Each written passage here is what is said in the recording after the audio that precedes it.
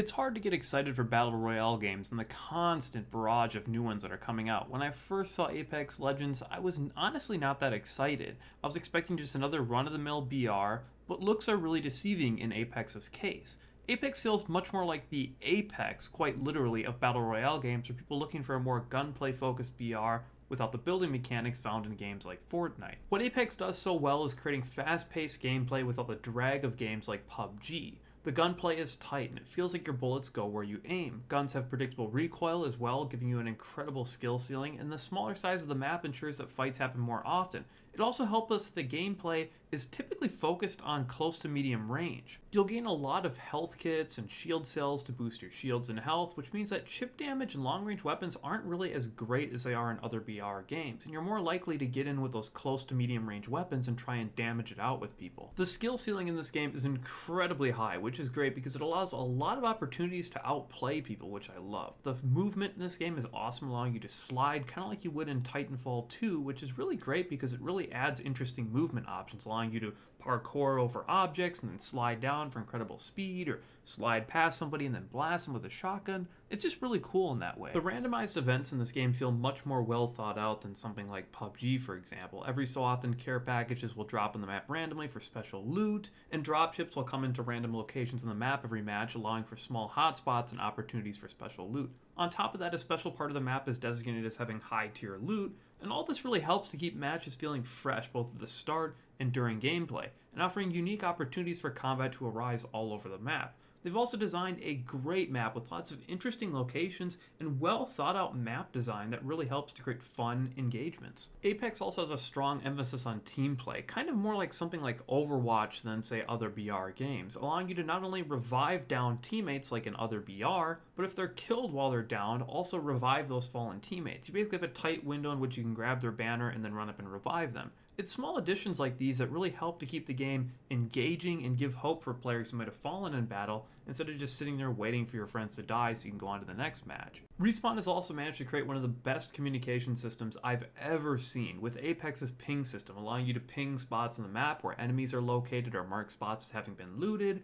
or telling your teammates that you're moving towards something or marking something as a defensive location. This makes playing with random teammates much more fun, as you can much more easily communicate by pinging locations and enemies. Some of my best matches in this game have been when people don't even speak at all over mic, instead just use the ping system to point out where enemies are, or point out where they're moving to, or point out a defensive location, or point out a flank. Different things like this is just awesome and really takes the system to its fullest extent. They've also changed up how dropping works in this game, so instead of like PUBG or Fortnite or other games where you jump alone towards a particular location, someone is designated as the jump master. They get to pick a spot, and then they get to basically fly everyone in the squad to that location. You can of course decide to jump solo if you want, or split off to go to a different building, but it really helps to really keep the squad together going to a particular location, which is great because all the abilities in this game really sync up well for team play, so it really helps. It's small things like that, the ping system, the fact that you can revive down squad make this game really stand out and excel. The class system also offers unique opportunities to work together. There's 8 classes in total, like Bangalore, who has smoke grenades that she can use to help cover advances or retreats of allies or herself. She can also call in an artillery strike to help zone people out, and her passive gives her enhanced speed when shot at.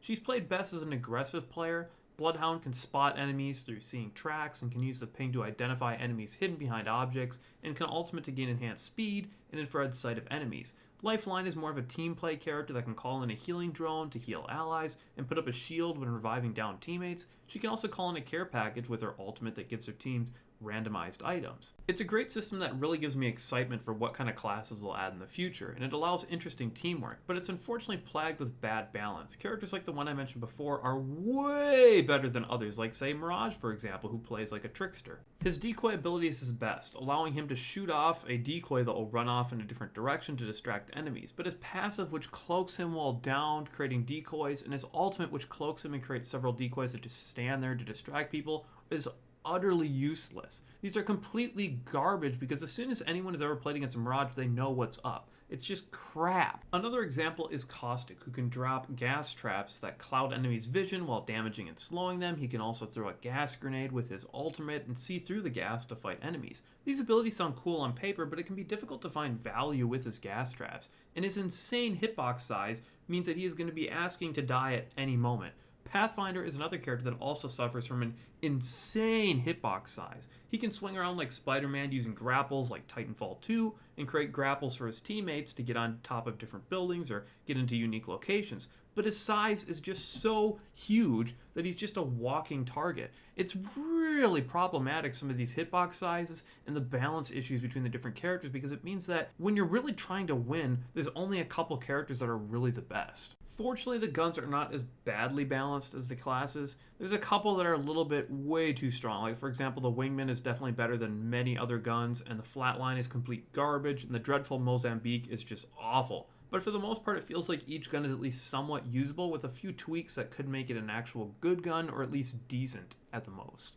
The sound in Apex is fantastic. They've done an amazing job here. Each gun sounds impactful, and they've done an amazing job at making it sound like bullets, footsteps, and other noises are coming from exactly where they're supposed to.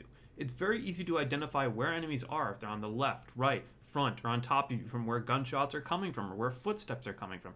Whoever did the sound design for this game is an absolute god. The graphics are decent but not amazing. Textures, particularly on grass and dirt, look a little bit low resolution sometimes, but it's not bad by any means. It just sometimes sticks out to me when textures look a little bit odd, and sometimes the shapes of different hills and mountains and cliffs you'll be on just kind of stick out in weird ways that look a little bit low poly count. If there is something to complain about with this game, it is the horrible monetization of this game. It's a real bummer given how commendable Titanfall 2's monetization is, but when you see skins that cost $18 frickin' in this game store, it's completely demoralizing as a customer. I don't want to buy anything. That's ridiculous. It's almost 1/3 of a AAA game price. That's ridiculous. And I would love to throw money at this game because I've been playing it so much, but I will not pay $18 for a single gun or character skin. If you charge more around, say, the $5 to $6 range, that would feel much more fair, and I'd be more willing to buy some of these. Of course, you can get some in loot crates for cheaper, but you can get all sorts of garbage. Sometimes you get things like stat trackers or quotes for characters as they enter in, which is just completely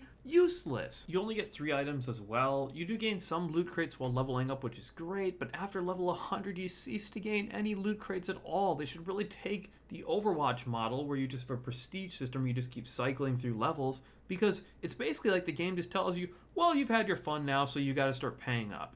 It's just stupid given how much everything costs. There is a crafting system as well, so as you gain loot crates, you can basically get crafting materials that you can use to craft different skins and things, but they cost a ton of crafting materials to make just a single skin. Even the most basic one that's just a recoloring that has no interesting parts of it. But hopefully, the release of the Battle Pass system that's supposedly coming soon will give it a more fair monetization model. I hope there's cool stuff in there, and I hope it doesn't cost an arm and a leg, but they have really overdone it on this game with monetization. Apex also desperately needs some kind of a stat screen that you can look at, like different guns, seeing your KD ratio of different legends or guns, but it's not there at all. Basically, they kind of like semi-imported it into the monetization method, and I don't know if that's why they don't have it, because basically when you go into a game, you can display different things on your banner, so it'll say like how many kills you have or how many revives and stuff like that, but I don't know if that's why they don't have the stat screen. I hope at some point they add one, because it feels like a huge missing feature. Unfortunately, cheats are pretty rampant in Apex at this point as well. It's quite often that you'll see a cheater in multiple games throughout a night while playing, making every headshot possible and just insta-locking onto people. It's ridiculous, and I hope that Respawn will do something about it, but it's not got me hopeful at all given how often it's happening at just the beginning of this game here and the fact that it's been going on for like weeks now. Apex also seems to have some pretty bad performance problems that they really need to fix. There's crashing that'll happen pretty consistently if you're on an NVIDIA card, and I experience that at least it seems like once a night it'll just crash at me. And they also seem to have this weird performance issue every now and again where the game just like slows to a crawl as if you're walking on the moon. It's so weird. Overall, Apex has a lot of potential and a lot of promise to it. It's exactly what people who don't like Fortnite's building have been looking for, especially if you're into that more fast-paced gameplay that was found in things like Blackout from Call of Duty, but with enhanced mobility and awesome gameplay. Unlike many other BR games, it doesn't feel clunky either.